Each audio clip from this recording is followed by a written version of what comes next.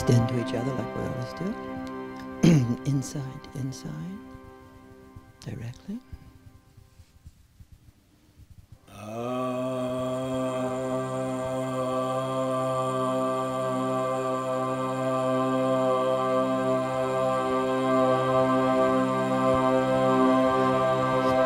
Extend to our friends on Zoom.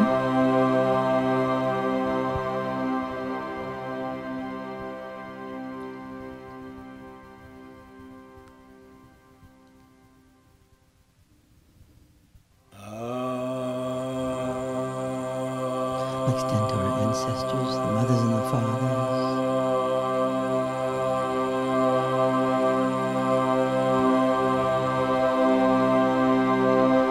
Extend to our companions of past during the past year.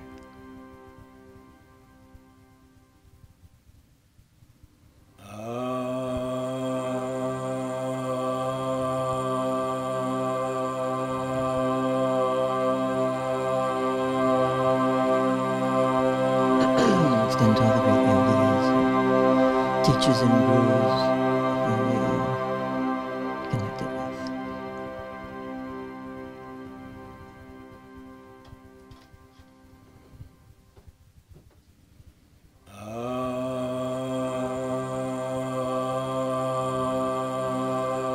Let's extend to all the different traditions we participate in, those fields of knowledge and information and life articulated over the centuries, and they mix in our bodies and we become universal people.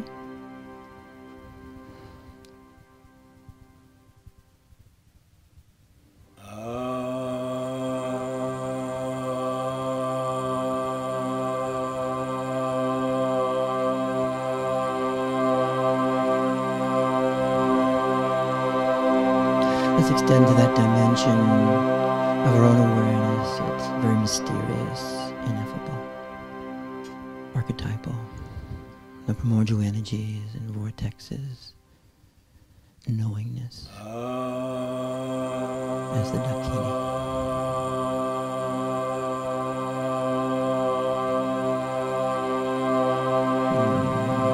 Extend to the Divine Mother in her many forms.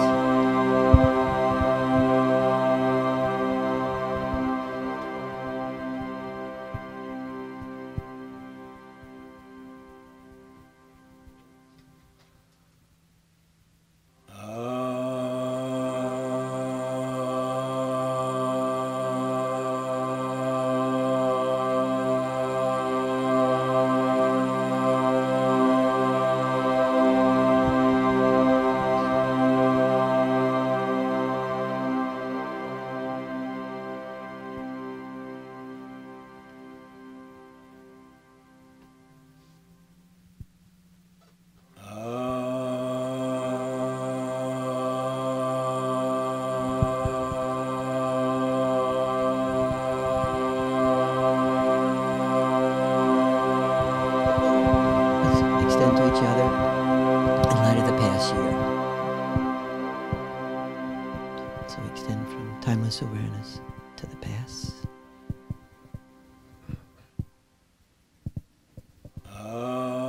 We can extend to each other, to our future, to the future.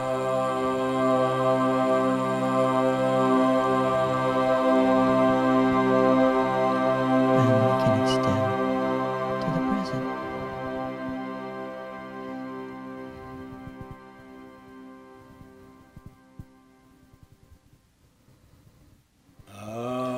We'll just focus for a few more moments, experiencing timeless awareness.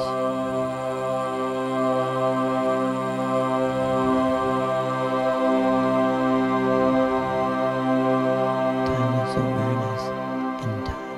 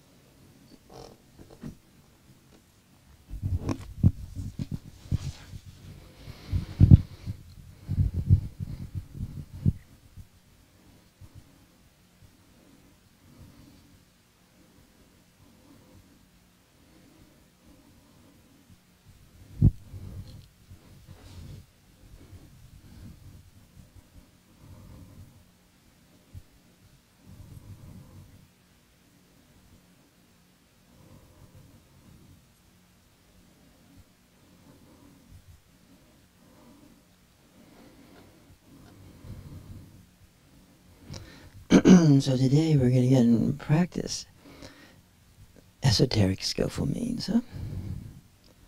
As we know, as therapists, whatever form that might be,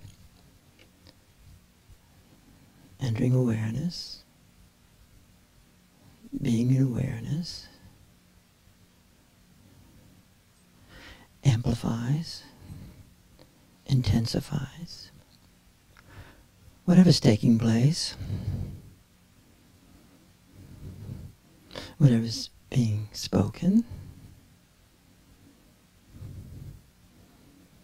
the process of natural liberation unfolds. And the more you and I are in awareness, there's more probability the person we're with, through the resonance of awareness, will enter awareness.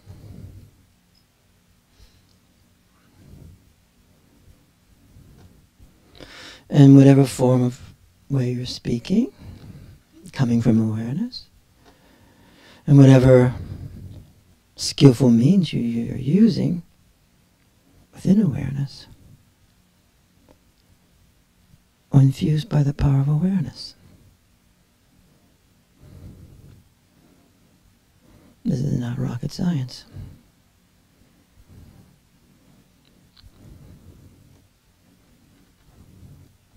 So if a person's in their mind alone, and you join them in their mind alone,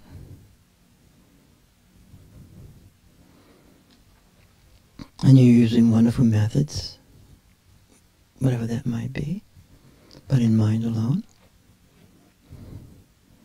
slowly but surely, awareness awakens, the door opens, the felt sense arises.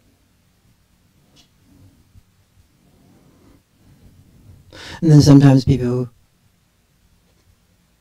walk in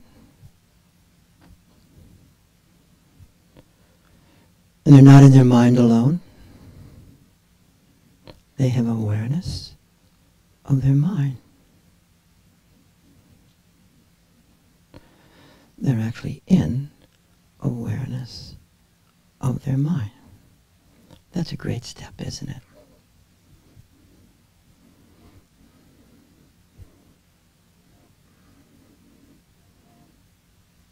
They're shifting, huh?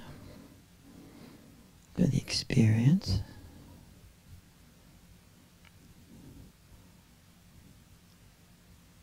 of being in awareness.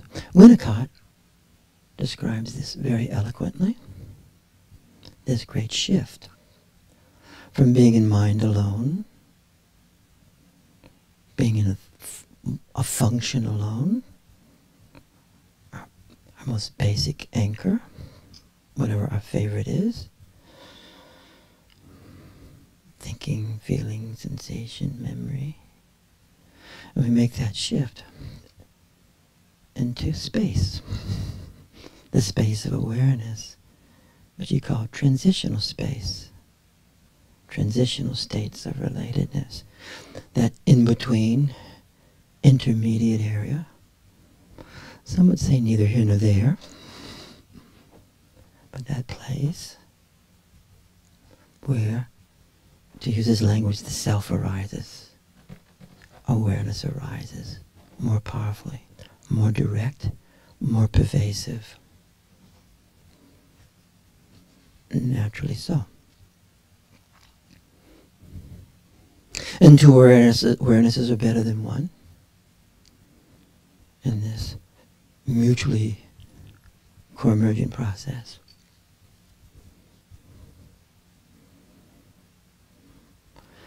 Then, time tells, and if we can remain in that mutually shared field, that awareness begins to manifest itself as field. We begin to experience it beyond our body boundaries. It's opening.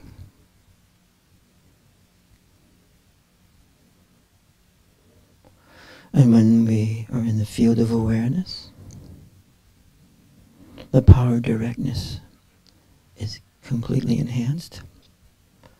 And truly speaking, true intersubjective states, inside to inside. Not my mind talking to your mind, or our minds chatting, but actually inner awareness. Experiencing inner awareness,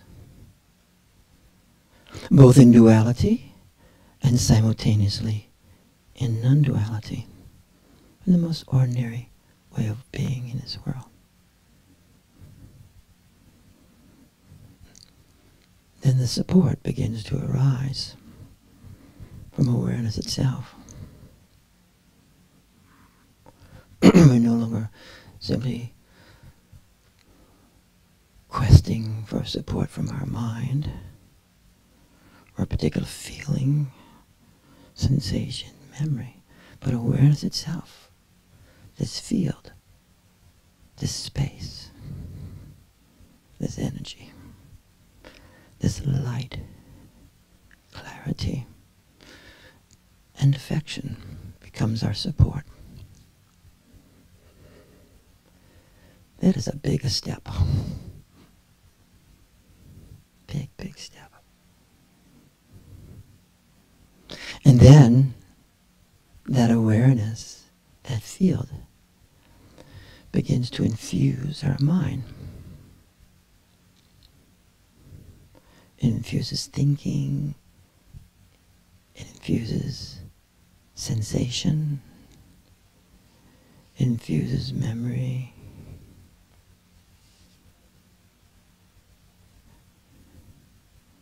and it infuses the heart essence. The heart essence, or dhyam, to use the language of the yogis, becomes source. This shift is from mind to heart, mind to awareness.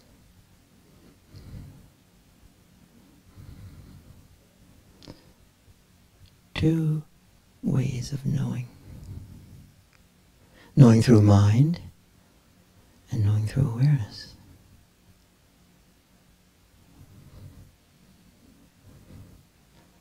And to experience that simultaneously is fantastical.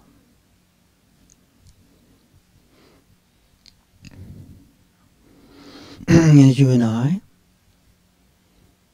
as we work with each other in awareness, we integrate our mind. We actually start to think in awareness. That's quite an accomplishment. We speak from awareness, and poetry arises totally naturally. Longchenpa says that. We feel through awareness everything and anything.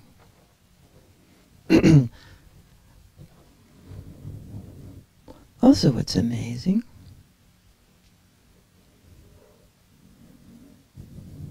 in this awareness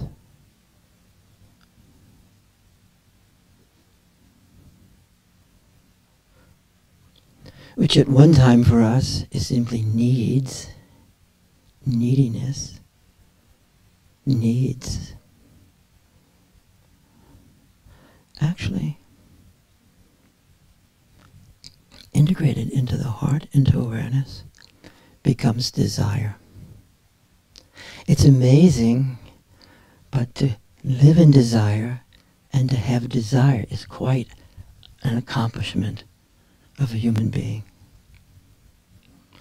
And then once true desire arises, which is actually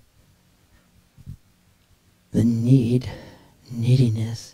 desperate neediness, solipsistic neediness transformed through the heart essence as desire.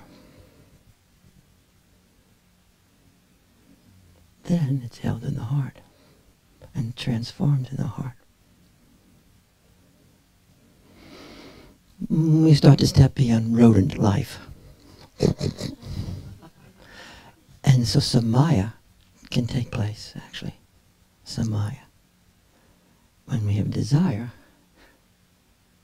samaya can actually arise for ourselves and each other's. Other than that, drivenness, hungry drivenness. And the samaya is actually our own need and has nothing to do with otherness.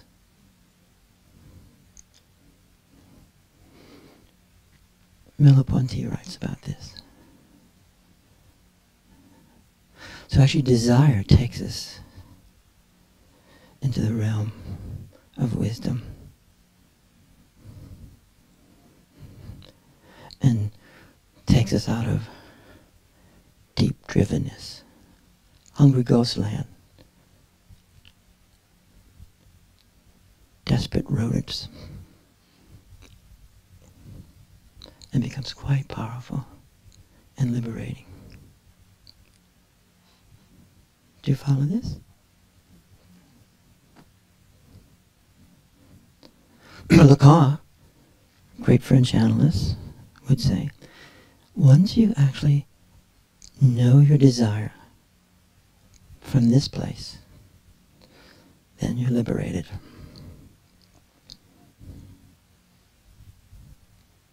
A lot of religions confuse desire with needs, and so they stay blunted when it comes to desire is light, and the light of desire illuminating our path in this world, illuminating choice, karmic choice. As it says in the Gudaba Tantra, be careful who you place your karma with. Say yes if this is making sense to you right now, and not just rambling.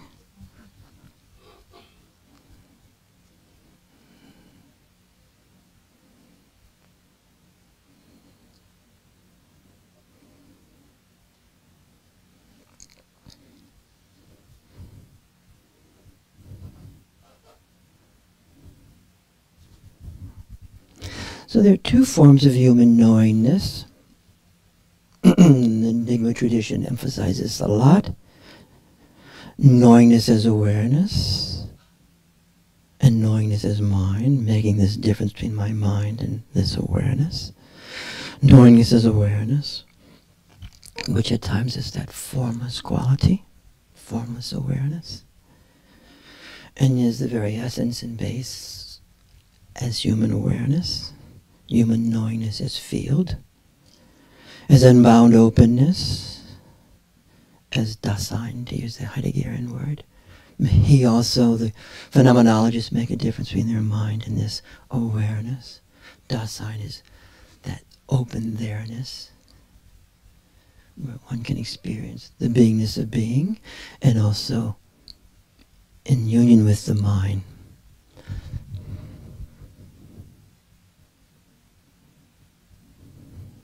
So as knowingness is mind, knows forms, and yet this very mind of mine and your mind that knows all these forms is a manifestation of primordial awareness itself, even right now.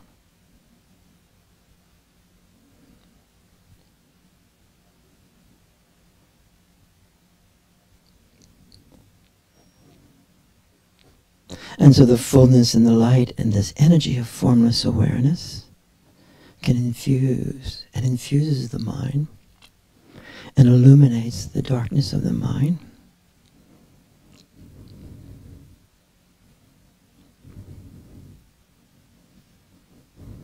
And can infuse thought, can infuse sensation, can infuse feeling, can infuse memory, can infuse needs, sex, food, everything.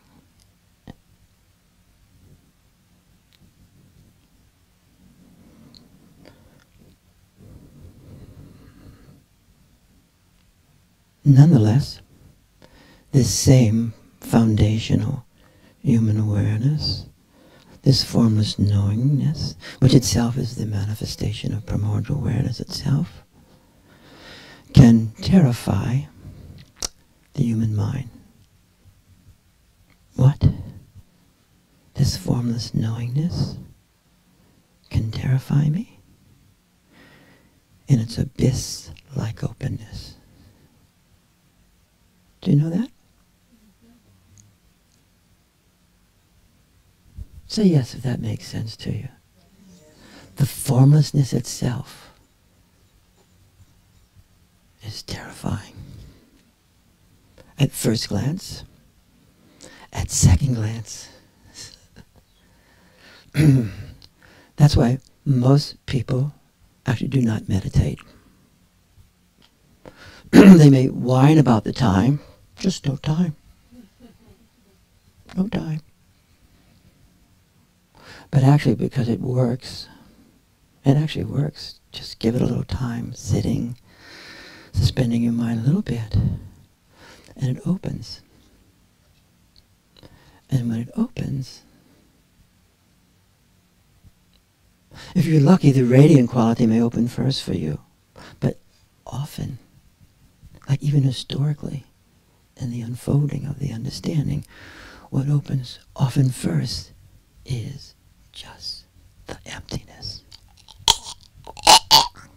Emptiness. Just vast emptiness. Lots of people come to therapy because of emptiness. Empty. Empty inside. Empty around. Just empty. Proportional awareness manifesting itself in its first movement.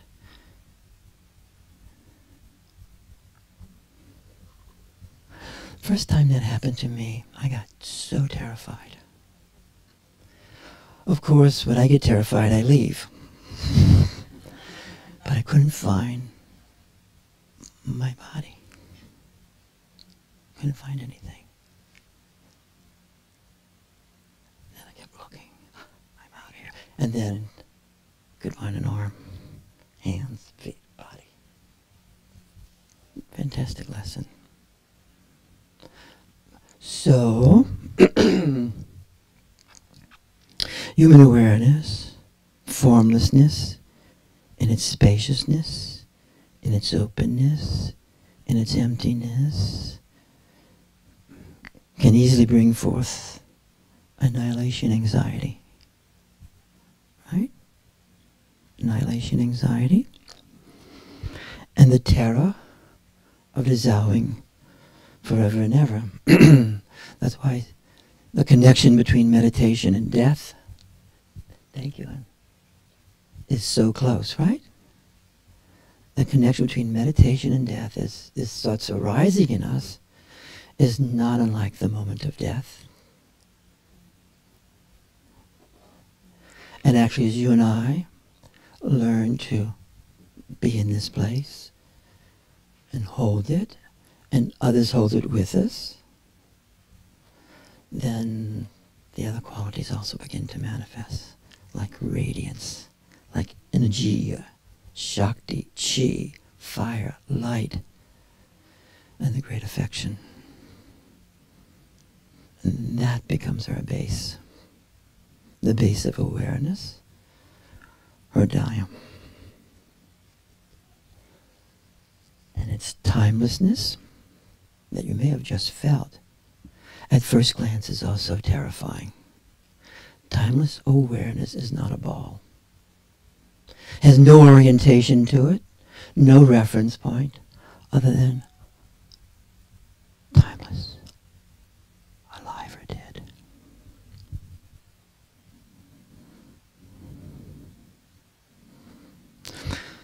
So paradoxically, the light and the radiance of this open, luminous spaciousness, this formless awareness, when we start experiencing that, we get enormous vitality. Huh? We become youthful, whatever age we're at.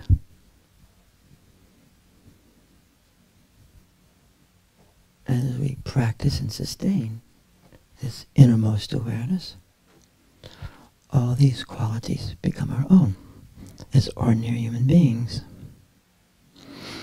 Nonetheless, the very openness and the timelessness of this formless awareness can bring actually a sense of continuity in our mind as time, and the sense of continuity of timelessness in time. And as you and I start to experience that, then death, the terror of death, not the sadness of death, not the tragedy of death, not the unhappiness of death, but the terror, the blankness begins to dissolve. And then the yogis describe the sense of unborn and undying begins to be our own as ordinary, plain-o human beings. We have the entire range of experience. Almost done. So the body is not the source of this profound requiring experience, but the body is the embodiment. That's why becoming a human being is becoming embodied, overcoming the curse of dissociation, dissociativeness, not here-ness, out there-ness. So the body is the embodiment of these two kinds of knowingness. We embody it, embodying it slowly but surely.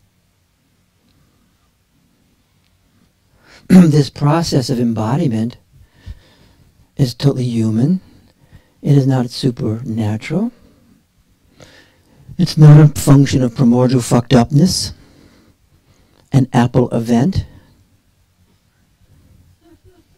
Women. Patriarchal thinking. But it's the natural event of incarnation, of the light, of primordial awareness, of us knowing the beingness of being as our own being. So the body is not the source of this profound requiring experience. The body is the embodiment of these two kinds of knowingness. And it goes without much saying that human psychology is ultimately ontology. Say yes if that makes sense to you. Human psychology is ultimately ontology. It's not simply events. It is becoming what I am. The being of being a human being, the being of being a human being, must slowly but surely come to experience its own beingness and knowingness as being itself. I start to experience my own beingness, my own knowingness as being itself, as knowingness itself. My being, I slowly start to experience as being itself. And my knowingness, I experience as knowingness itself. This is not unlike me growing up, and then I recognize mom, or dad, or Aunt Sis. It's developmental. It's how grace, the givenness of primordial awareness, brings itself into infinite experiences. What else would a great mother do rather than to give birth to infinite experiences of her own self? That is not a fucked up view. That is not because of the great mistake, the great error, the great glimpse of unknowingness. It is, as Theodore Chardin would say, it is the unfolding of the Alpha and Omega in each of our life right now.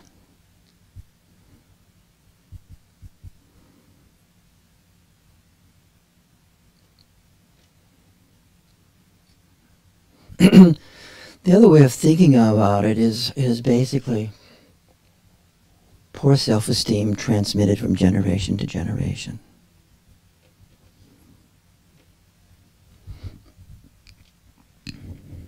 When there's a failure in the specifics of this endeavor, and we all have failures in the specifics of this endeavor, bad moments, bad years, sometimes a few bad lives. Formless anxiety arises with its quality of foreverness. Formless anxiety arises with its quality of foreverness. Is this a private talk? Have you guys experienced this?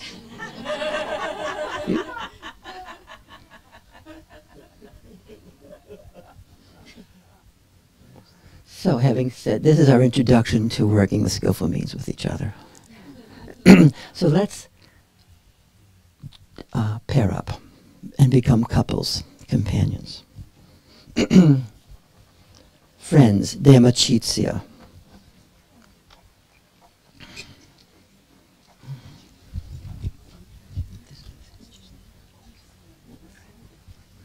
Demachitsia. Companionship is really fantastic.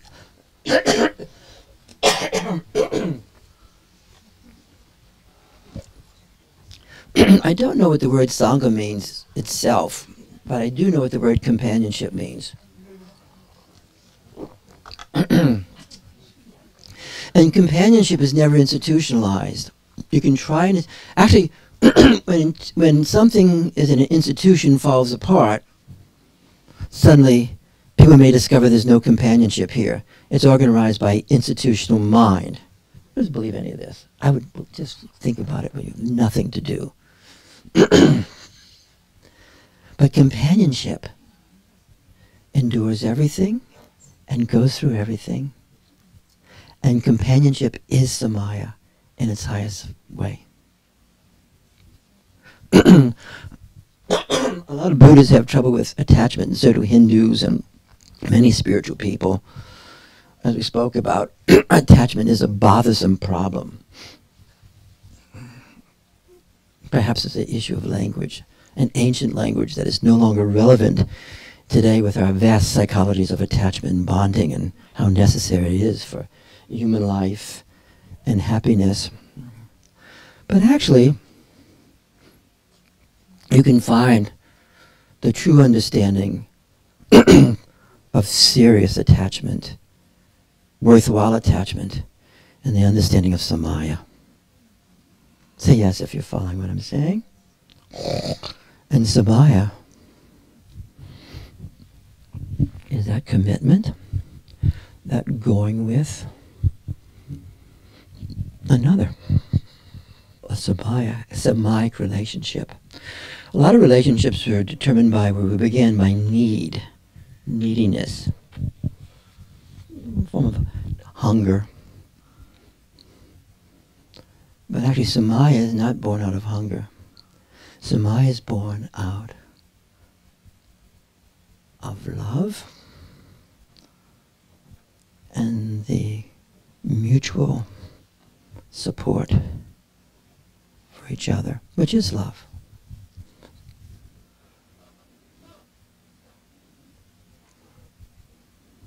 So that samaya will take us beyond ambivalent attachment. That samaya will take us beyond avoidant attachment. Samaya takes us out of isolation. Solipsistic individualness. Samaya takes us out of that. Is that enough of a talk for today? And this is a good day. We're ending our little year. We start again not next week, the week after that. I love this year together. I especially love Tom's poetry, which he speaks so directly, and Karen's poetry, which is so direct and uplifting. So we'll have a chance to share a little bit, but let's do a few more skillful means. So we'll focus with each other. We'll go beyond all the words. And let yourself, you know, it should be just twos, not threes. So someone can do this with me if you need a companion.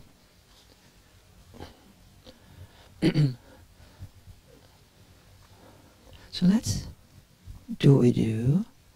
Let's extend into each other. An extension is a word means you're actually extending your awareness, which is actually already pervasive. And sometimes you just see a person and desire itself pulls your field to them, right? So let's do that.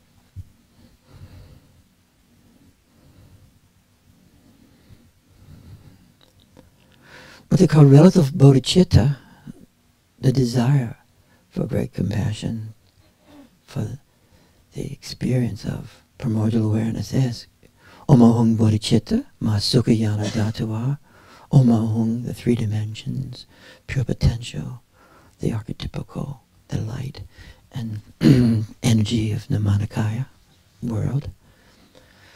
Omahung bodhicitta, great compassion. Mahasukha, the great bliss, overcomes suffering. Jnana, direct knowingness, dhatuva in every situation. That aspiration for compassion is truly the desire for compassion. That paradoxically arises as the heart opens. It's sort of a catch-22. But as the primordial awareness opens in us, that desire becomes compoundly organizing of us. And everything moves from that. So let's extend.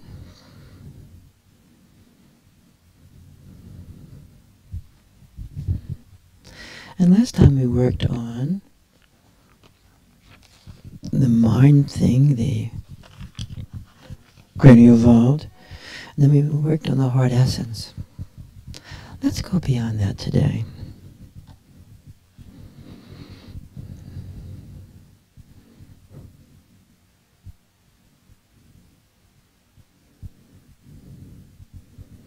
We're going to shift from right now from opening the innermost heart essence and that support. And we want to open the lower centers of energy and light. And the door of the navel, a little bit beyond the lower, the dantian, must be open, that the root energies can be brought up and come forth through the navel, that doorway, and into the heart essence. And this movement is the ultimate vehicle for sublimation. And the door of the navel is opened, allowing the supportive energy of the column of light to move easily and strongly into the heart essence. If this doesn't take place, sexuality, if you want, is always at the level of needs. And it's not really relational. It may look relational, but really all the objects are just need gratification objects. It's not actually a relational event. Or shucks. But we know that anyway. And also, as that energy moves up through the navel, so in the initial movements of the energy, the sexuality, the light, the energy, kundalini, as they awaken, it's a non-relational event. as long as it hasn't opened up into the heart essence. It's sort of like dinner. It's great. Green peas, please. Okay? More. Okay.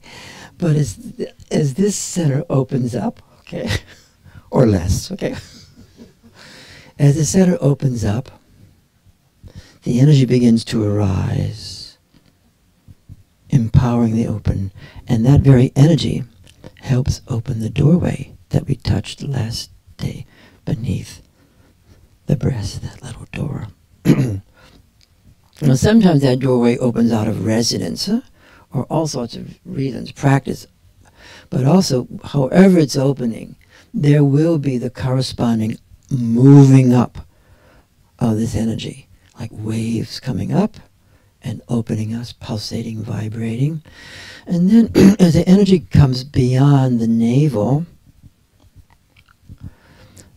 sexuality will be there. The energy will be there, the rising, the vibration, pulsation, chi, shakti. The vibration will be there. The light will be there. But the surprising thing that is not there is compulsive drivenness. So we begin to experience the sexual energy en soi, in and of itself. About the only word of French I remember, en soi, in and of itself. So at this point, the remarkable thing happens that the sexual energy itself, which is also intertwining with the light and the shakti, the vibration, becomes an in and of itself experience. It's not a function of the other's desire, which it often is, right? Right? Often our desire, even we'll call it that, is a function of another's desire. So many of us have never even had our own desire yet. It's always a function of someone else, right? You may have noticed that if you're a good person.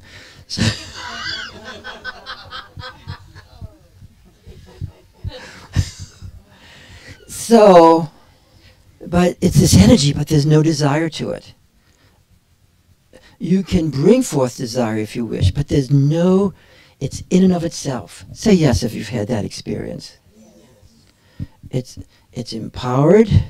It's not for closing you, but there's option. At that point, there's the beginning of choice. Then the energy rises up more, and it enters into the heart essence. And then it opens up even more. And then we begin to feel the sexual component starts to dissolve. And it really is, it's pure love. It is generosity. It's effulgent. It's bliss. It's a knowingness. It's direct relatedness. And all starts to take place then. So we'll continue this on. So the door of the navel is open, allowing the supportive energy, the column of light, to move easily and strongly into the heart essence. The light energy ascends as the column. I actually start experiencing that column more and more, all the way down into the earth, all the way down up to the throat, palate, behind the head, up to the Brahmananda point, into the sky, like...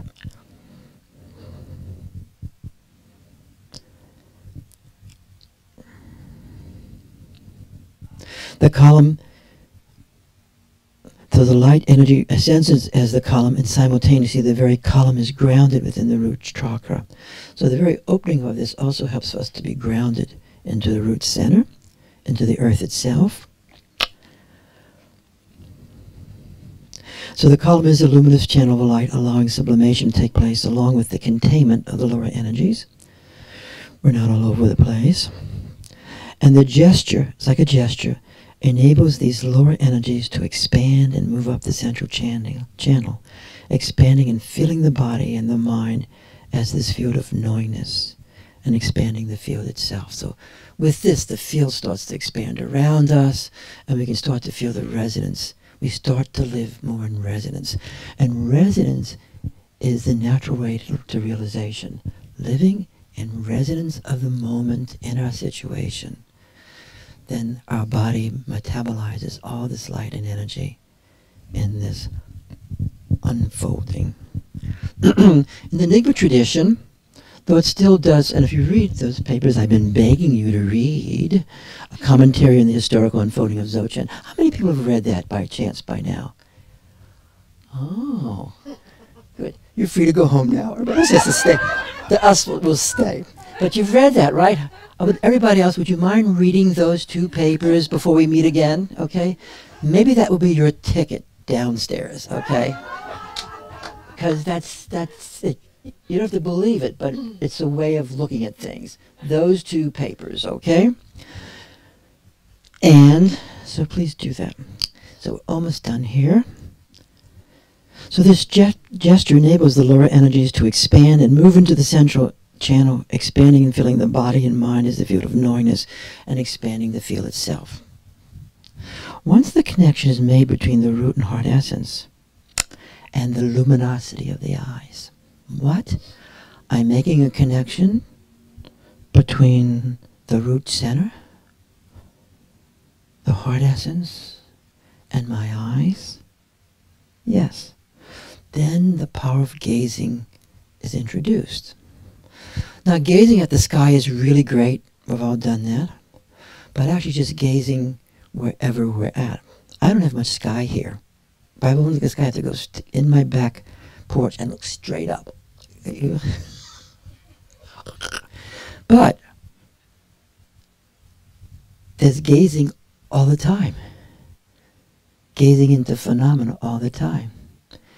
Gazing into the spaciousness of humans and places all the time.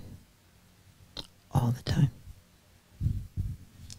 So the skillful means can also use the angle of the body in this line posture, with the mouth open slightly, activating the subtle body of light and strengthening the luminous body of light. This method of gazing brings the resonance through the upper heart essence and ultimately through the face and the eyes. The gaze ultimately allows the person to experience and see the divinity of appearance, the luminosity of the world. The column of self-arising light is focused through the Gayatri channels. These are little channels that come from the heart up around the ears into our eyes. And the eyes can be closed as well as open. Thus, truly speaking, the light sees the light. Isn't it amazing? It's not just the third eye, but the light sees the light. Yum. The light of phenomena becomes apparent, and the human eye, human gazing, sees divine appearances directly.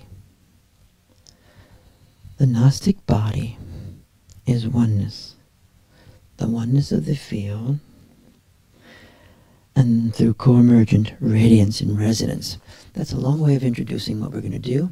So with this, let's extend to each other and come closer. And for our own purposes here, let's just touch each other with our wrists. And as we're going to touch, we're going to extend that energy into each other, a light. And we can feel the centers opening, heart centers and all that sort of thing. And many of us have done this, so this is just a walkthrough. And these are just gestures. It never is a function of the gesture itself. The gesture is simply a gesture. You with me? The gesture is not essential to any of this. It's one way of helping orient the experience for us. Now, if we like, you can place your hand in front of each other's navel. And all this depends on who and what you're with, and circumstances, and wisdom, and good common sense, which you do not want to lack. But for our purposes here, I'd like you to touch right at the navel, a little below the navel of the person, with 3 fingers, because there's 3 columns there. And you can release the energy down. And if the person's not at your navel,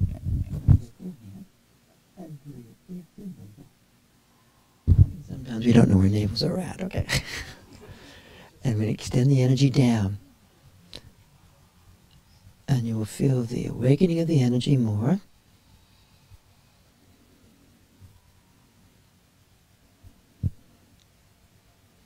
And you can feel the energy going from your heart, down through your hand, into the person. And if you want, you can extend your whole body. And you can also focus the heart energy from your heart down into that center. It's like love.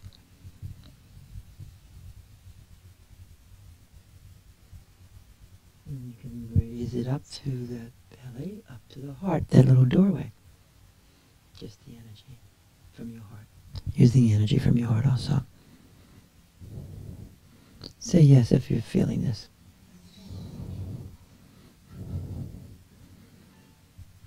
Now, for our purpose here, one person is going to be the helper, the other helpee. So if your back is to the wall, you will be the helper. And if you're not, you can figure it out yourself.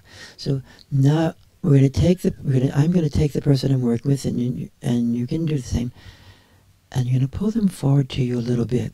If you want, you can place their hands on your knees. That'll really ground the energy more. And you're bringing them into the lion posture. Because there's a lot of energy that comes with that posture. So, and then you can touch them on the forehead if you like. Mouth open. And you can say, oh, you can feel through me, or would you mind gazing into me with your eyes? This is just a practice. Then you can actually look at me in the eyes, and I'll look at you. And you're going to feel that angle. And you know when you're in the right angle, like the lion posture. Lion face, dakini. You should be rather serious in this and narrow.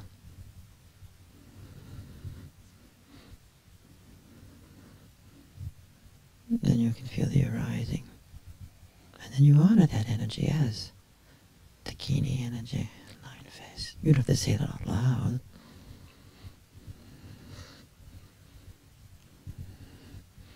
Then you extend your energy from your heart into me. You can say that to your companion. And it's really not for you, but they're feeling this energy arising up. And if you feel the energy arising, and you might say, I'm going to place my hand on your cheek, my wrist, and I'm going to focus on the palate, because the energy is opening all the way up. Then if you want, also you can place it right beside the eye, with that part of the body, I forget what they call it, the temple, and you can feel that opening there also. And you can then you'll see the person going really in a direct gaze, and then they're really in it. And they're just gazing into everything and anything. If you want, you may bring your hand back down for a second run with that doorway, opening that doorway. Just like opening it. And then you can pull a little bit up, and that helps open.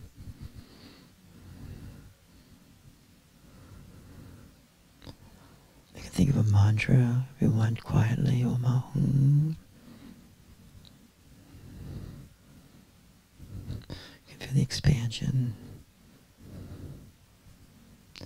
Then you might ask the person, would you mind just gazing elsewhere, going beyond me, but staying, just look around in the room and experience, but they're staying gazing into everything and anything.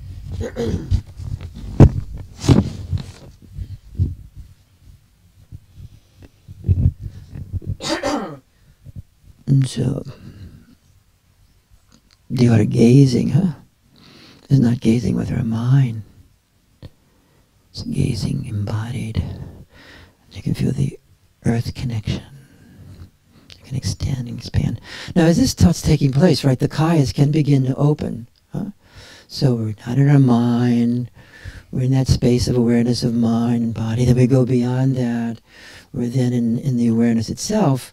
And then slowly but surely, with the open resonant body and the gaze, and other practices you might be doing, like love, and none of this is new. If you see the great paintings of Holy Mary gazing into the baby, or you see some just pictures of great yogis there, there's that exquisite gaze is there, and to experience that gaze is fantastico. It opens awareness for ourselves and for each other.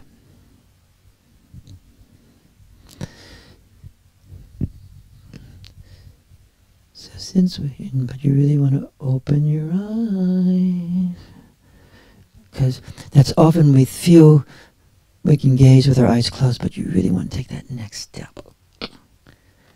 That's why in meditation it's really good to meditate, at least 45 minutes, and then, but say after a while, after you're really in that state, you want to open your eyes and your ears, and even just gazing into the darkness. Now, here we are. And probably when we get back, we'll gaze into the darkness with each other for a little while. So let's see what's happening, right? Because how we learn here, we articulate our experience.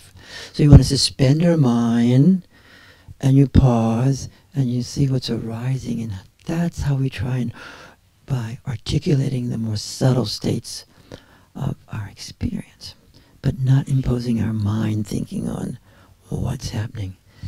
So, I'm going to pass the microphone to these two people right next to me. And if you would mind just describing what your experience. With the skillful means of opening the lower centers and the heart center open naturally, or vice versa, kind of simultaneously.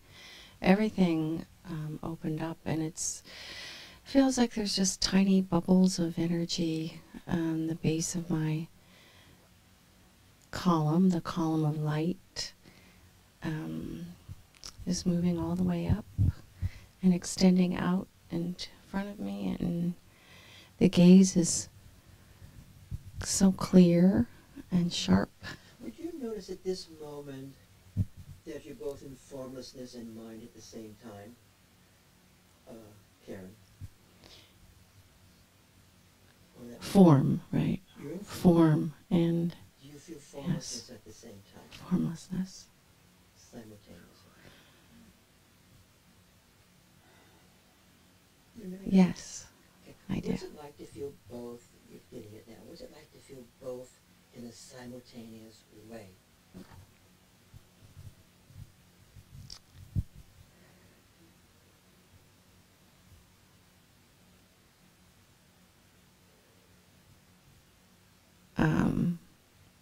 This doesn't make any sense, but it feels like I have a front and a back at the same time. Perfectly. That means you have boundaries. Ah. Oh.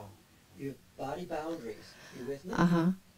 So sometimes we're in formless states. They're so strong we have body boundaries, right? Right. But we want to have body boundaries in formless and mind awareness. Say yes if this is making sense. Yes, yes. Then we can be in the world. Are you okay? Yes, thank you. Great. Fantastico. And you're our visitor.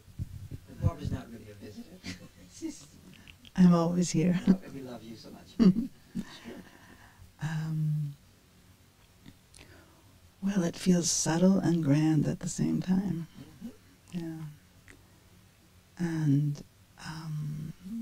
which makes it extraordinary and ordinary, Can you just, those descriptors are really helpful. Yeah. Can you just put a little bit more towards what it's like?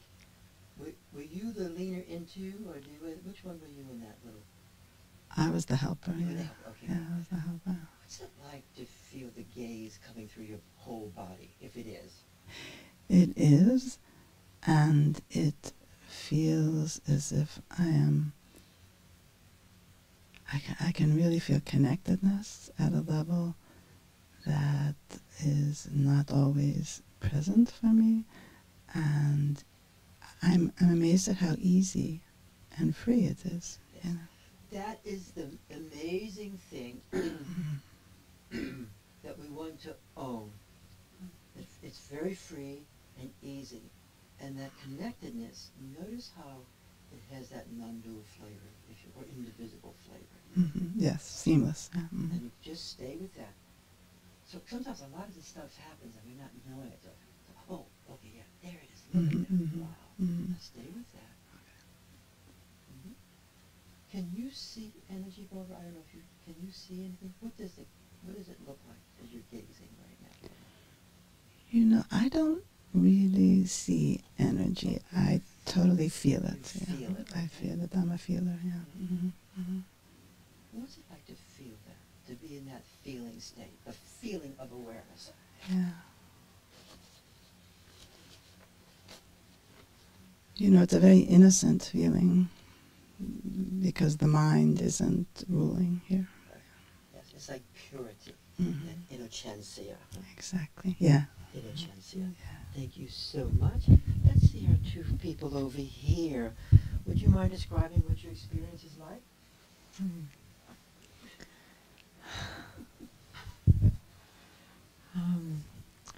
I feel a tremendous amount of energy coursing through every part and particle of my being, especially my arms. And I feel like waves washing and really wave and form at the same time. Like there was a moment where Diana looked so young, radiant, like a goddess, and I like lost the lines of her and just saw the light of her. It was the best. Yes. And what's it like to feel form and waves at the same time? You're actually simultaneously experiencing form and also the waves, the radiant energy coming forward, Nirmanakaya energy. Yeah. The radiant forms are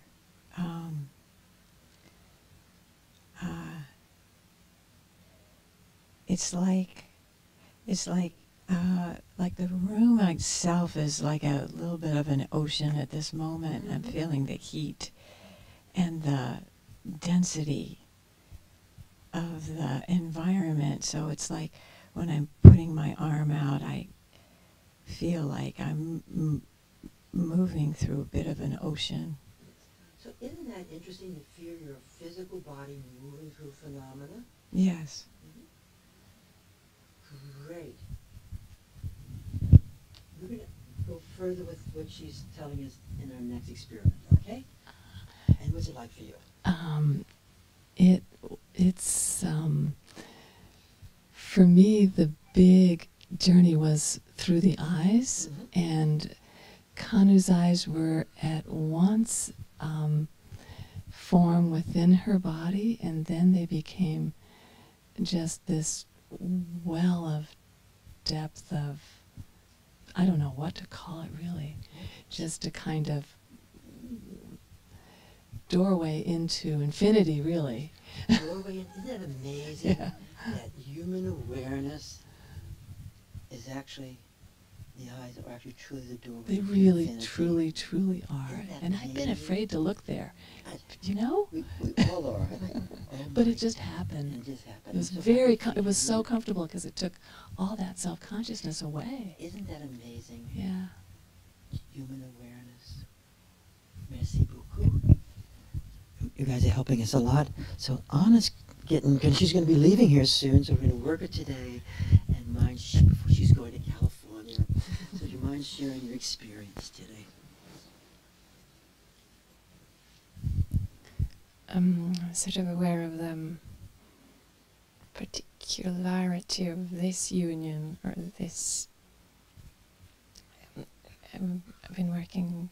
I recognize it from working before. It's got a sort of quality to it. Its own thing. Yes, which, but it's also. So what am I saying? So it's this particular union which I recognize in its quality, but it's also every union. But I'm so sitting down today, it's just sort of very, very light and spacious, which I recognize from working Gisela. And then it opens up to the more primordial, maybe, like the qualities which aren't just about us to start to arise with more. It goes beyond us. Yes. What is that dimension like? The one that's going beyond you and her? Well, I recognize what other people said, the feeling of the individuality of me and the union opening, and then fire. I had a lot of heat, like just fire coming, and then that sort of being very intense for a while, and then sort of opening up into just love. So the particular lightness of us two was kind of blended with more non-personal love. May I ask you a question? Do you think love is fire? I'm curious. Do you think love is fire? Yes. Yes, as one. Yes. And your companion? How are you doing with gazing this morning?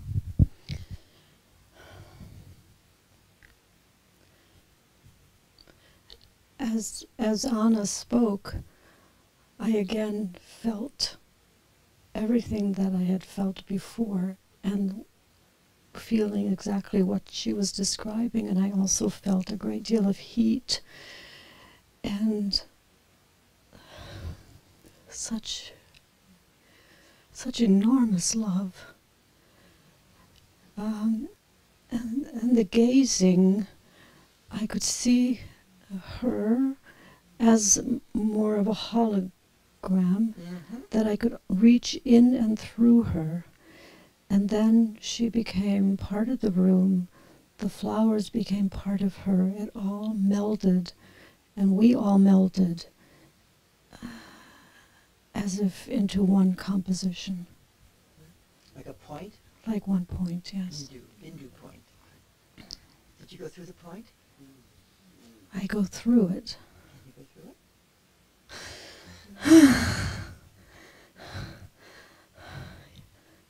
It's not easy. It's like yes. Yes. Yes.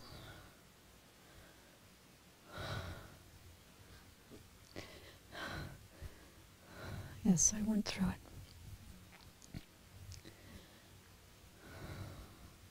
Just hold that space with you for a minute.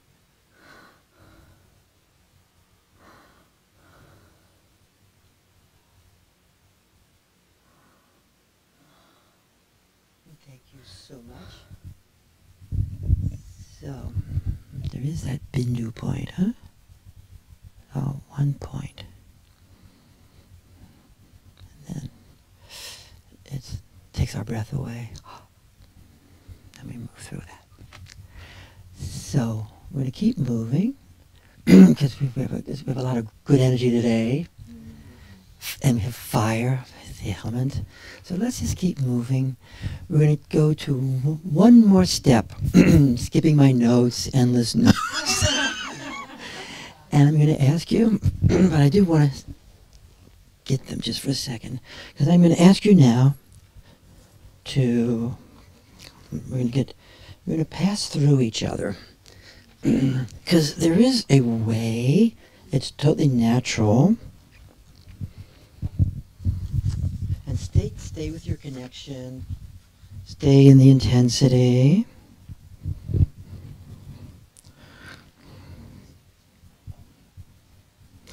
Actually, before we do that, I'm going to have you do a little bit of the breathless breath for a moment, okay? Because the breathless breath actually can open up the place. This is next and our last little experiment. So a basic skill. Let's lean into each other. If you guys lean into me a little bit, I will do a better job. A basic skill is to invoke and bring forth the field of light through the expansion and reabsorption of the breath and pranic energy.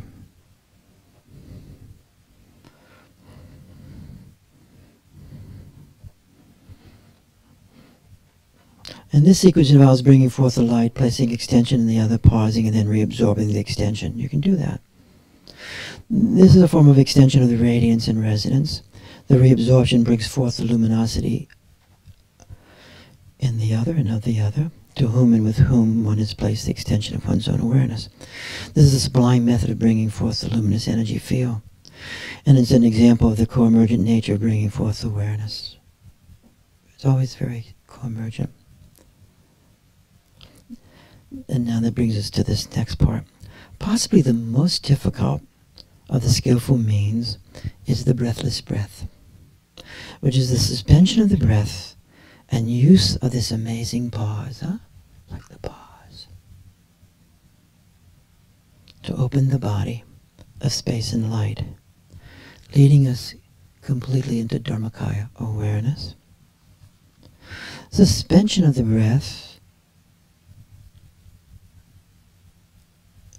helps us enter into total formlessness, Dharmakaya, pure awareness. And the transference or the transmission helps us bring forth the Dharmakaya in ourselves and in each other. This breathless breath invokes space, light, and profound stillness. This skillful means also removes pain.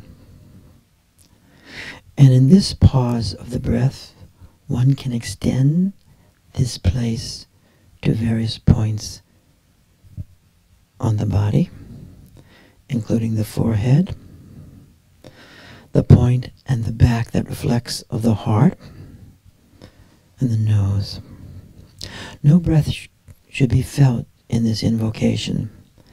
This skillful means is difficult, as one must be established in the suspension of the breath, meaning that one feels neither inhale or exhale.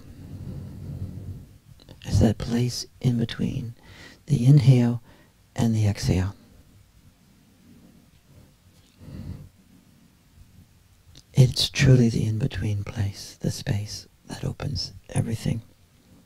And also the manifestation of the level of awareness field depends on the participant's degree of absorption in the body and light in the field. So we have some absorption this morning. So let's play with this just for a moment. Your eyes can be either open or closed. Feel your connection with the person. Enter into them a bit more. That will support this. Then I'd like you to open your mouth. And then you go to exhale, but you don't. And you go to inhale, and you don't. It's almost like going, ah, without the sound.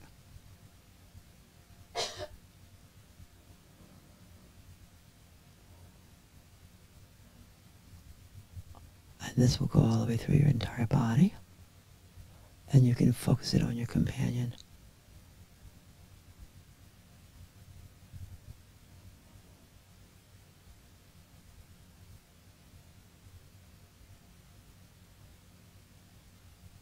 Even just doing this as a group, we can experience it taking place.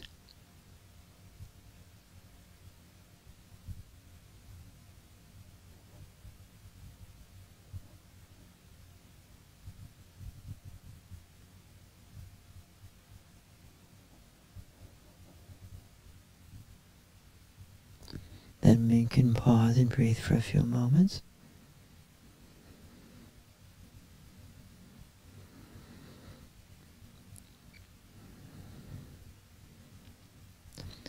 We're going to do this again. You might just move a little, lean a little closer to your companion.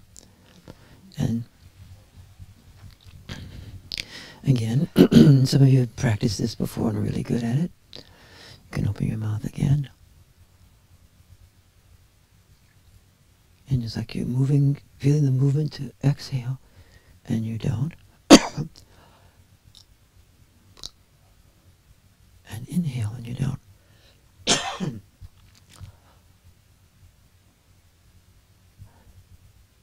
And then you may feel a breath moving through your body.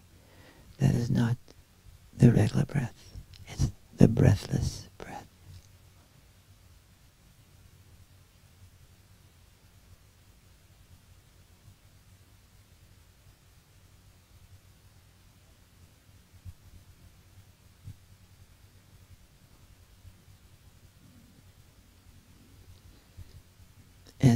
moves through you, you follow it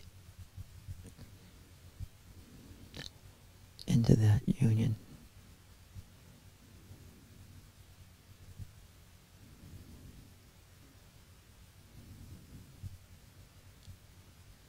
And your mouth can be closed too.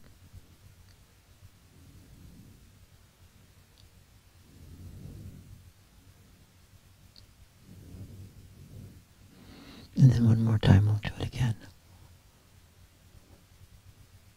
And you can focus it within the person whom you're with. Mouth open, like ah. You go to exhale, and you don't. And you go to inhale, and you don't. And you hold the arising, the self-arising.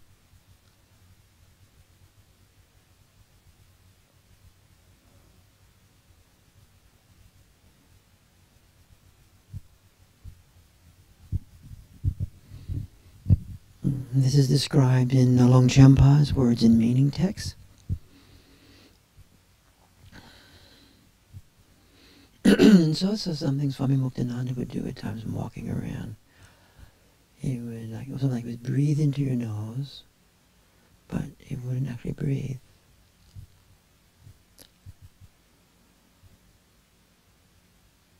When a person is dying, this is also an exquisite practice.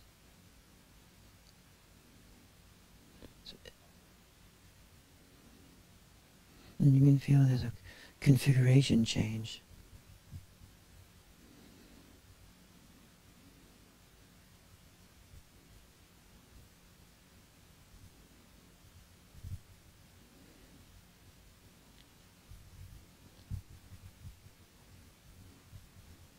And we'll sustain this for a little while.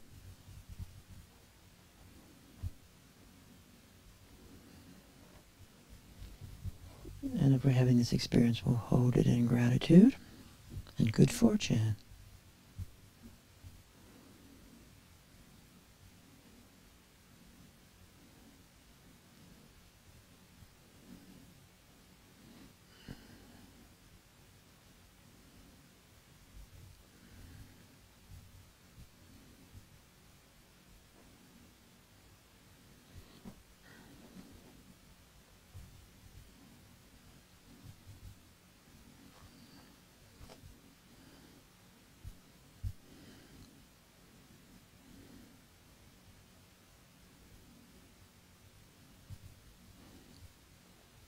So we're going to have a few people who describe their experience right now. Patricia, would you mind describing your experience?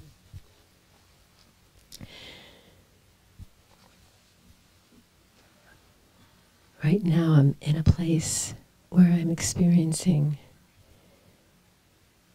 the perfect balance, the perfect relationship between all of my energy centers.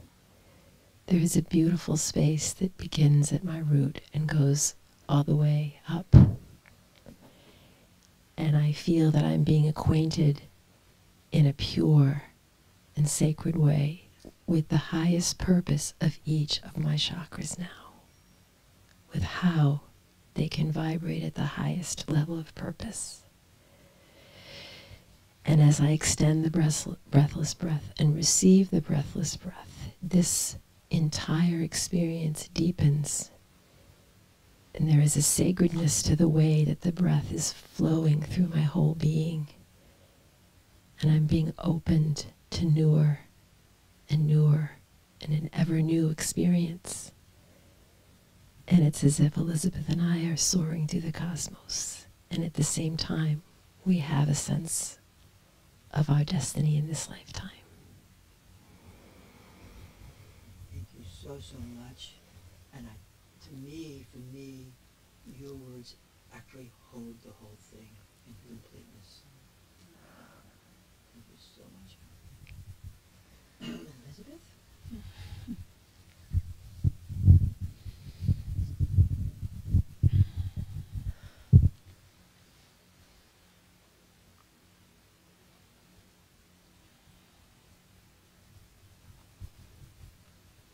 it's almost hard to break the beautiful silence that surrounds me and all of us.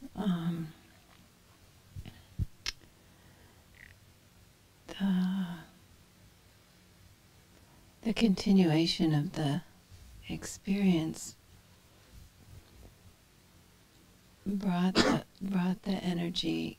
Before I experienced the energy coming up through the front of my body or in the core of my body, but this time I experienced it coming up the spine and into the heat into the back of my head and all the way to the front. And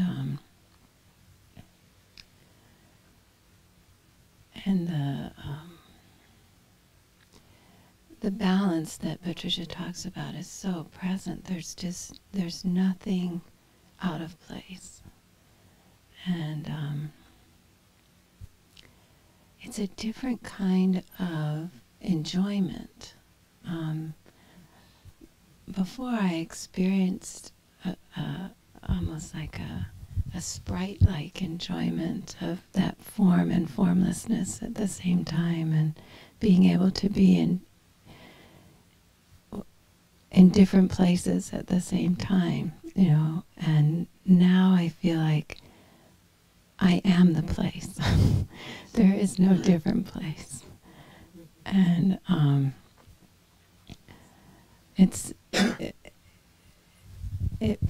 the words went through me that this must be the difference between Sambhogakaya and Dharmakaya. That's what went through. Thank you so much. And I have Anna again, since she's leaving soon. One more share. I know you're in it right now, so do you mind sharing that if you don't mind? Even if you don't have a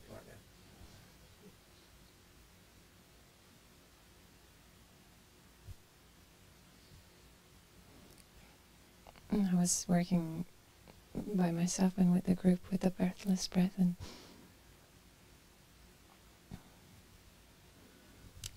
it was like being breathed, and then it sort of has its own rhythm, so it's being breathed by not air but I use the word again, plasma. It's like a plasma state. And then it sort of settles, and then it expands and opens. It seems to have sort of rhythm to it, but still complete stillness. Thank you so much. So we'll sit for a moment or so. So this is the end of the year. So I'm going to pass the mic around, and you can say anything you want, but briefly. And then we'll end up today, okay? And then we'll see everybody again. If you're not going to come back, let me know, okay? Just let me know. And we'll see each other again in September, that Wednesday. Please read the 2 papers. And again, we do have the challenge to have this a worthwhile endeavor, that we all meditate cumulatively. I don't like talking in minutes, but it should be a time like, like the yogis do, 45 minutes to an hour, And we'll keep moving that way. All the stuff we do here really is to support our practice of becoming aware of awareness in our life. And I'm really happy. I feel really fortunate to have these companions. And what I like, we're not institutionalized, really. We're free of that.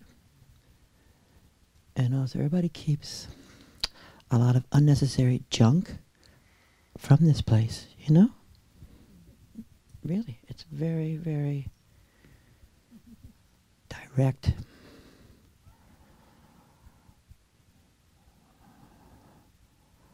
A lot of stuff is just left outside. It's fantastic.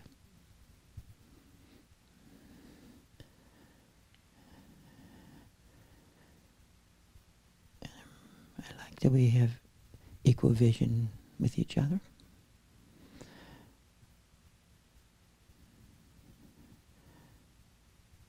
So I'm going to pass the little machine around, and you can say whatever you'd like.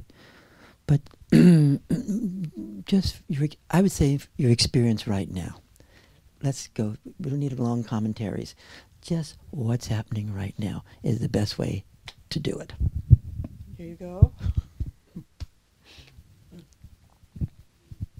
Here and now. So, here and now with Alex was, to keep it short, the formation of a mutual breathless breath that was breathing each of us. Fantastic. And just opening the porosity more and more. You have a good year? It's been quite a year, but yes. Thank you so much. I appreciate your articulation throughout this entire year, the boldness and your generosity to articulate your experience through this year has taught us so much in a very intrinsic and innate way. Thank you. You're the youth here, huh? Yeah. Right now, it's a very, it's just been such a mutual experience today. I didn't feel at all individual while working with him. I didn't lose it. It was just such an intimate, mutual experience. It was great.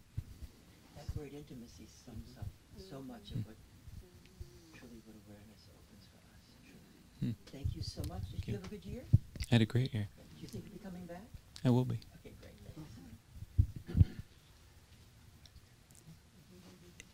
It is so interesting to me that during this last exercise, as Amy and I were doing the breathless breath, I was so aware of her breathless breath and mine, and then the breathless breath of everybody in the room. And then something like a wave rose up through me, and just it got bigger and bigger, and it enveloped everything. And it's perfect that that was the last exercise, because this is why I'm here.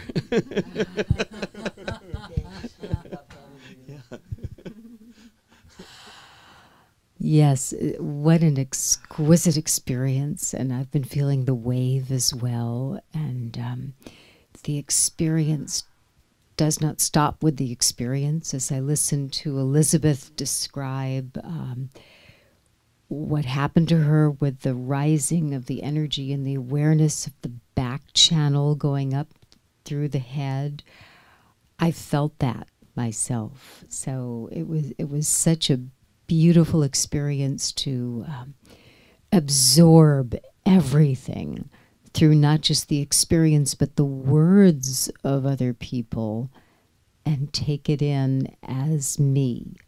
I love that word, absorbing. Absorb, yeah. Taking it in as me. Really sad. Thank you so much. Hi. I love the most about Rudy because he said you don't have to believe it, but so I'm going to go do something else. Okay. We had a great time, by the way, with Kristen. Yeah, she was new, and so it was really, I enjoyed it.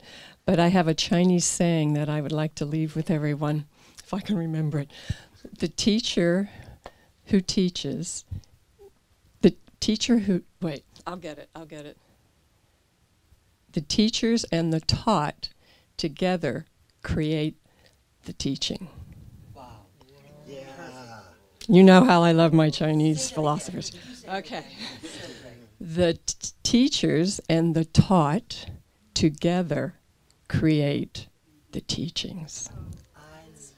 Oh, I've just been eating it up since I've read it, and I couldn't wait to say it. I will. I'll say it one more time. Give it in an email. The teacher and the taught create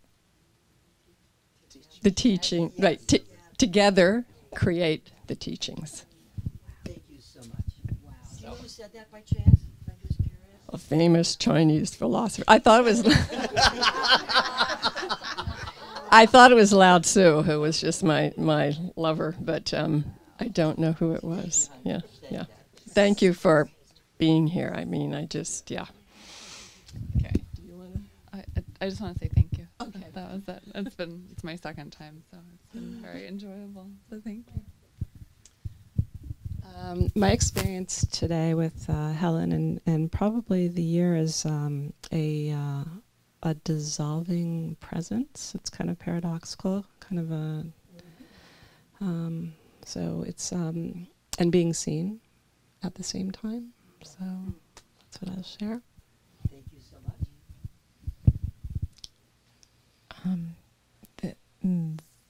The most interesting thing for me today was that as I gazed at Robin, which was a beautiful experience, I could only do it out one eye, and the other eye was receiving Robin and the room and the world, and at one point gazing at Robin, through the eye that could gaze, was seeing Robin as the world and in the world, and receiving from Robin as the world in the world. Thank you, son. That's such a beautiful description of the Shambhava Mudra. And it's actually a little bit Bhagavad Nityananda. You'll see the same there. One eye gazing, one eye in. And thank you for everything. It has been fabulous.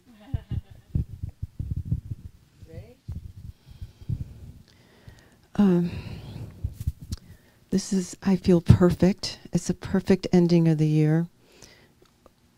Early when I was here today, I said, this is heaven. It feels like heaven. Well, it is heaven. This is what heaven is. And it has just gotten better and better to higher rungs of heaven as we've gone from step to step. So each experience has been amazing. The gazing, I felt the eyes all around, like I was gazing from eyes. My whole body was eyes. And then when we went to the breathless breath, it just became a vast, dark, expanded, shiny light that just happened by itself, and it's just gotten better and better and better. So thank you so much.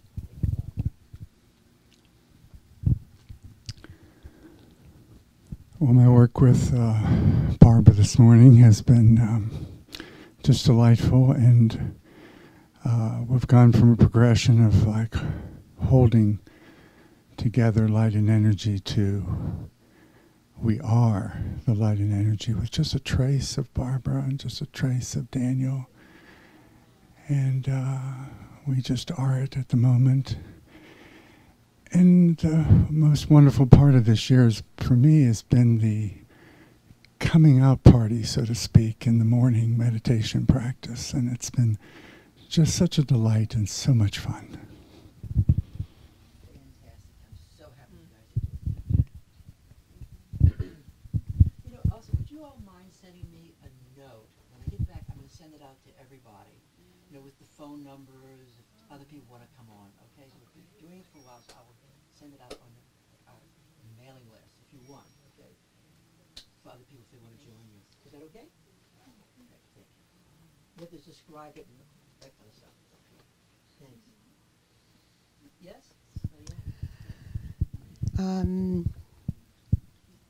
I feel over the year more and more present and deeper. I still don't know what you're all talking about.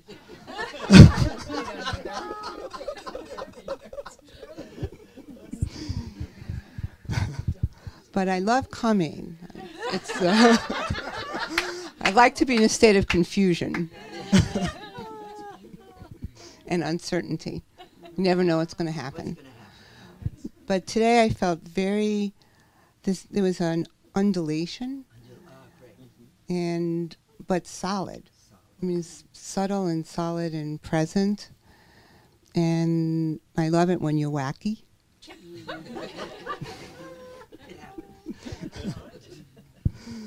And maybe it's the summer. I don't know. But anyway, I'm grateful to be here. We love having you here.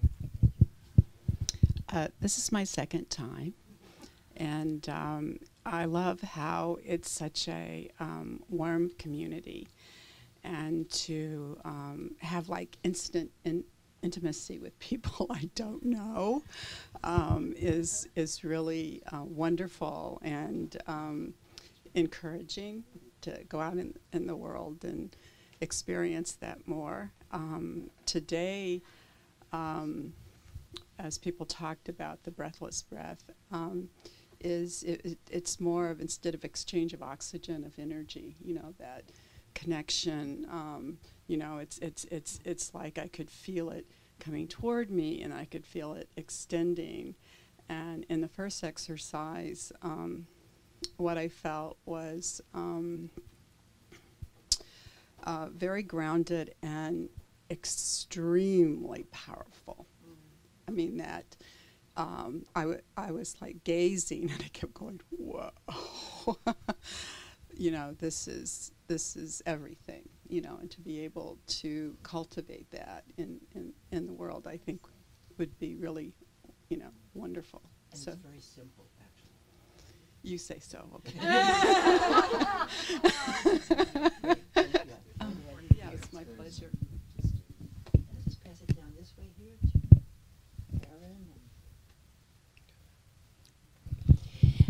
Aaron. Well, I haven't been here all year, but I am very glad to be back.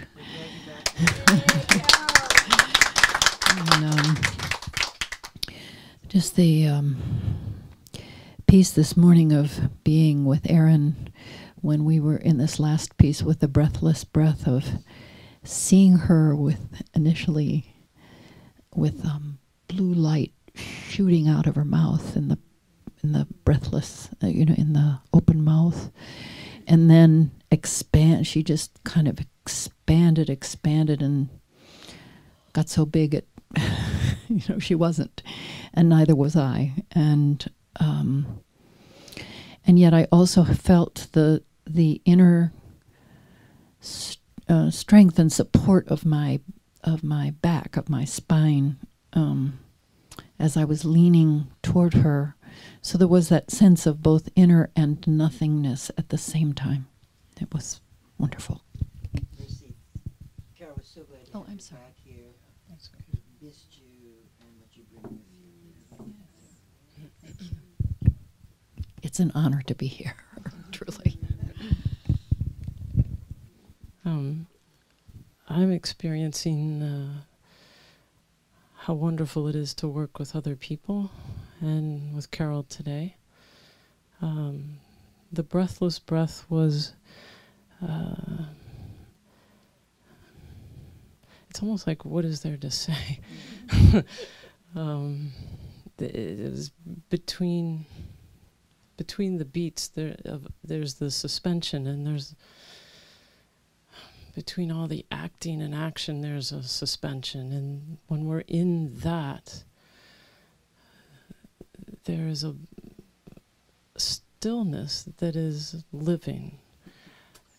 It's not the spanda, it's not the vibrational we talk about. I don't know what it is, but it's living. And that's where we were today. That's where we are.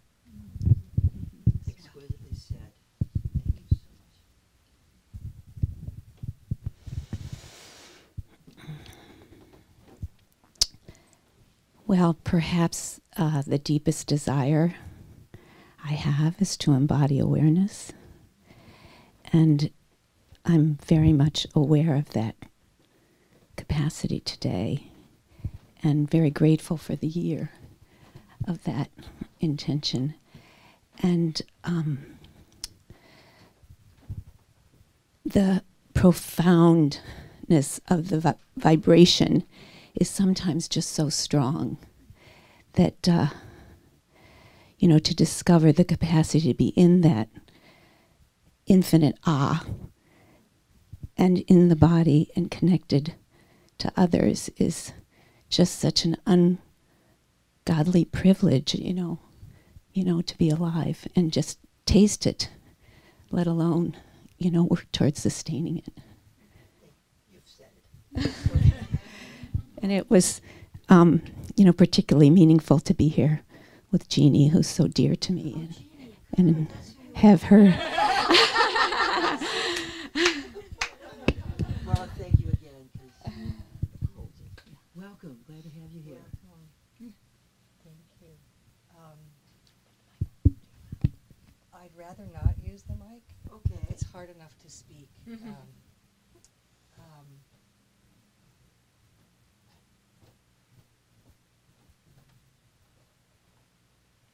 Welcome home. It's this place I don't know if I'm going to find, and then we're there, and you all showed me how to go, because I'm like in my head, I'm like, okay, what do we do? You're new. And then Marla, being with someone that you love, and then seeing her there is then it was as though then I knew. It was in relation that I knew. And I've been doing much solitary work, and this was just, it's like, okay. The joy of that love, and gave me the courage. Thank you for coming today. And we'll pass to, okay, these two people here, please. Okay, maybe they'll be here. These two. We're starting running late. Everyone should talk, though. Who hasn't talked? Great. Full while light and expanded while located. And I just, it was so fun to practice the breathless breath as a skillful means, and it's something that comes up in meditation, but I didn't know you could just go for it like that. So that's really, really nice. And that's the experience of the year. Has just been discovering how accessible and easy it can be. Well, putting in the work, but still, it's been a great year. It's the first year that I've really been able, come here consistently for a while. So We love having you here. Thank you. Today was about experiencing the spanda in the stillness and the sacredness of the formlessness, and I was so infused with the sacredness. And it's so special being here with my daughter and experiencing that formlessness and shared space with her, and also so special to be back here. It really feels like being home, and such a very special place to be, and I've missed it, and I'm so glad to be back, so grateful. So I'm new here relatively, and it's hard to know where to begin because I feel like if I hadn't found this place, my life would have never been as rich or as special as it now has the potential to be and already is becoming. I think every week I have a new and very powerful experience. I came in here sort of a ball of anxiety in my head all the time, and every experience I have helps me unravel a little more, unfurl that sort of, I don't know, I think experiencing the field and experiencing awareness, and then feeling different parts of my body open up over time has been just really pretty magical. So thank you. Love having you here. Well, first, working with Tom this morning it felt to me that we were creating this intense union of light and energy and love, and it was blissful. It was really blissful, and the energy around us kept getting bigger and bigger and bigger, almost like we were unable to hold it. It was wonderful. it's so reassuring, I think, to be able to go into the field, to go into awareness and go into the field more and more, and to experience that with other people here. And I feel intensely grateful, intense gratitude for this community and for you, Rudy. And I feel the light in me all the time now. Thank you. Yeah, our work today together was like the union of two samayas. And it just dripped with enjoyment and pleasure. And I want to say exactly what Patricia said. My mouth has been watering since she said that, so I can't speak it, but I will just say ditto. And as far as this, yeah, where I feel like I'm at now is living from the imperceptible, from that we cannot put boundaries on, but we still live from it. And it must be right because my mouth is watering again. And I really want to make an infomercial for our morning group. It has gone well beyond our expectations. We started it out of panic, out of fear of loss, and it stirred a lot of interest. But boy, it's like I go down and I turn on my computer and it makes that noise. Everybody pops on. And it's like they're getting further and further into the basement. And every moment I go into my basement too, so it's at home. And we have just solved the problem of expansion. We can expand up to 100 people if we want. So please, if you're interested at all, come on board, because it's very simple to this. This is it. This is all we have to do is go through a computer like we are now. We're broadcasting this, and it's magic. Yeah, we were just planning to do that. We were just pulling some stuff together to send out and invite people. So we're also going to broadcast. We'll continue broadcasting this seminar. We're going to broadcast the Friday morning meditation. We get back, and we'll get back to doing Dakini Day. And my main interest in Dakini Day is, aside from doing a practice, is having a vehicle for Lama Tarchin's talks to come to everybody. Could we have the people on the computer speak? Do we have the people on the computer speak? Do we have time? Yeah, that's great. Did you guys do it? Oh, that's okay. Computer people. Oh, okay. Here's Kathy. Kathy, you want to speak? Yeah, just feel the wonderful warmth and energy of the basement here in New Jersey, and so thrilled to be here and so happy to have the extension of the morning meditation as Tom and Dan have talked about. And anyway, I just have a lot of fullness of joy today. Thank you so much, Rudy, and everyone. Thank you, Kathy. Who else is on? I can't see. This is Liz. Liz, hi Liz. Hi. Kathy and I experimented with being a couple this morning, and it worked amazingly well. I could really feel her embodiment and my embodiment. At first it was kind of like bumping into each other in space, and then I felt like I could really move through her and feel her around me.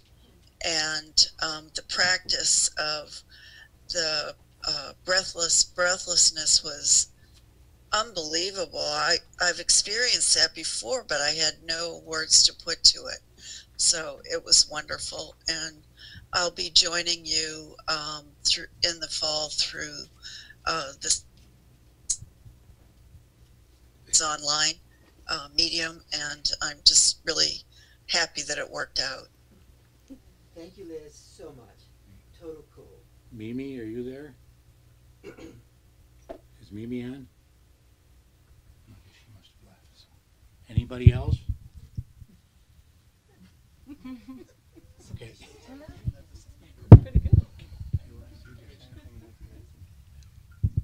Yeah. I think Amy's trying to talk, but she's on an iPad, so maybe we can't hear Mimi, but she can also write in the chat if she All right. wants. Yeah, write in the chat and I'll read it. She's Go waving ahead. at her hand there. Go ahead. So I'm just filled with everybody's words and with the experience today, and the whole year has just keep stretching me from inside out, and I just feel like some kind of Gumby thing being pulled. Thank you, guys. So see you guys in September, and maybe some people can help editing. I'm 2 years behind in papers. So, be great. Thanks. So I'm gonna put a chant on. Oh, you done, Tom? I'm looking for Mimi. Let's see. No, she didn't put anything in there, so I guess not. The machine is not working, but technical difficulties. Let's see what happens here.